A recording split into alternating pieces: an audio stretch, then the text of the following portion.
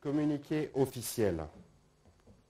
Le président de la République, chef de l'État et commandant suprême des forces armées de la République démocratique du Congo et de la police nationale congolaise, a présidé ce vendredi 27 mai 2022 à la Cité de l'Union africaine à Kinshasa la réunion du Conseil supérieur de la défense, élargie aux présidents de 2 chambres du Parlement, aux représentants du pouvoir judiciaire et aux responsables de services de sécurité.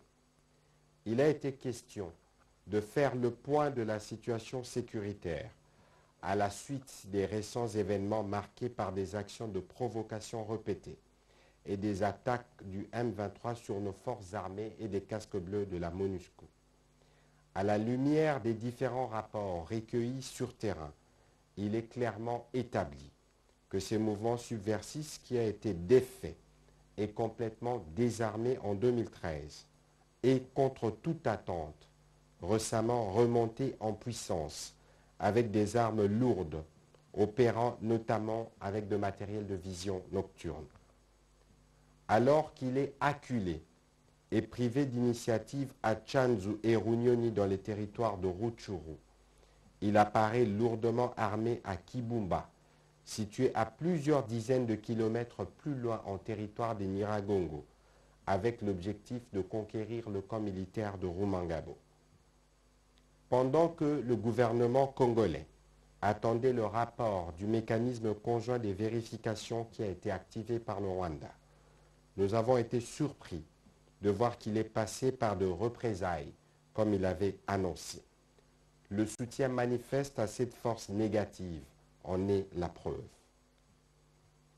Les effets militaires retrouvés sur place, les images détenues par nos forces armées, ainsi que les témoignages recueillis auprès de nos populations, démontrent à suffisance que le M23 est soutenu par l'armée rwandaise. Cette attitude récidiviste vise clairement à torpiller nos efforts de pacification engagés dans le cadre du processus de Nairobi. En conséquence, le Conseil supérieur de la défense tire les conclusions ci-après. 1. Le M23 est considéré comme un mouvement terroriste. Il sera désormais traité comme tel et de ce fait, il est exclu du processus de discussion de Nairobi. 2. Une mise en garde est faite au gouvernement rwandais, dont l'attitude est de nature à perturber le processus de paix qui arrive pratiquement à son terme avec les discussions de Nairobi où tous les groupes armés, à l'exception du M23, se sont engagés sur la voie de la paix. 3. Comme mesure conservatoire, il a été décidé la suspension immédiate des vols de la compagnie d'aviation rwandaise à destination de la République démocratique du Congo. 4. Il a été également décidé de la convocation de l'ambassadeur du Rwanda accrédité en République démocratique du Congo pour lui notifier la désapprobation totale du gouvernement congolais. Le Conseil supérieur de la défense dénonce fermement une campagne de manipulation ourdie par le Rwanda, accusant notre armée de collaborer avec de forces négatives pour justifier son soutien au groupe terroriste du M23. Nous saluons la condamnation unanime de cette énième aventure du M23 et de ses parrains par l'Union africaine, les Nations unies, l'Union européenne, les États-Unis d'Amérique, la Belgique et autres.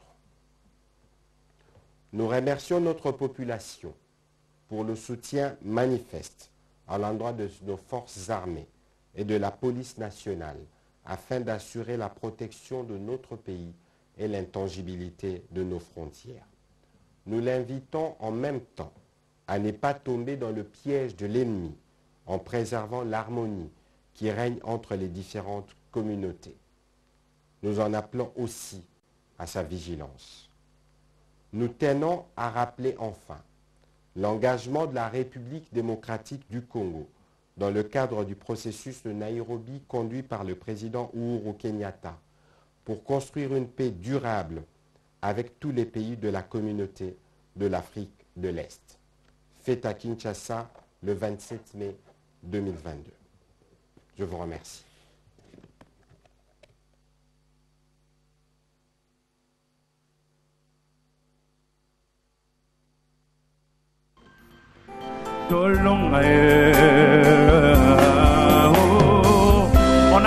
On acclame, on donne la force au FARDC, nos généraux, nos commandants, nos colonels.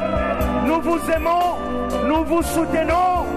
Et sachez une chose, nous finirons victorieux. Jésus-Christ est le Dieu de ce pays. Nous bénissons la nation congolaise.